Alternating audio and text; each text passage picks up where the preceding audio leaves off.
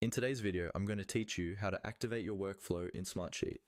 We'll walk through this step by step, so even if you're new to Smartsheet or automation in general, you'll be able to follow along and get your workflow up and running by the end of this video. First, make sure you're in the correct sheet where your workflow was created.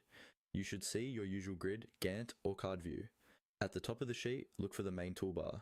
There, you'll find an option labeled Automation.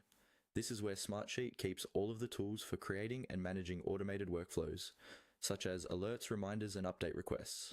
Go ahead and click on Automation. When you do, a drop-down menu will appear. From that menu, look for the option that says Manage Automation Workflows, and click on it. This will open a panel or window that lists all the workflows associated with this sheet, whether they're turned on or currently inactive. In this Workflows panel, you'll see each workflow listed with its name and some basic details, such as the trigger and actions.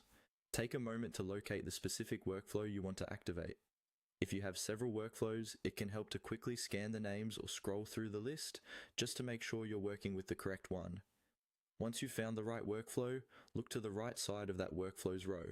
You should see an icon with 3 vertical dots, sometimes called the More Options or Kebab menu. This menu gives you additional actions you can take on that specific workflow.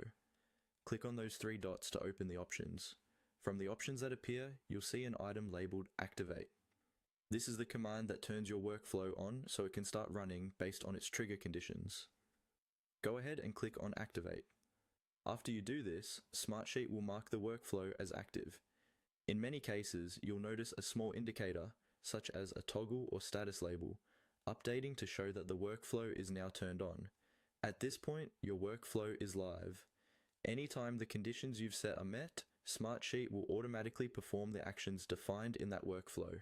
It's a good idea to test it with a sample change or row update to confirm it behaves the way you expect. And that's all you need to do to activate your workflow in Smartsheet.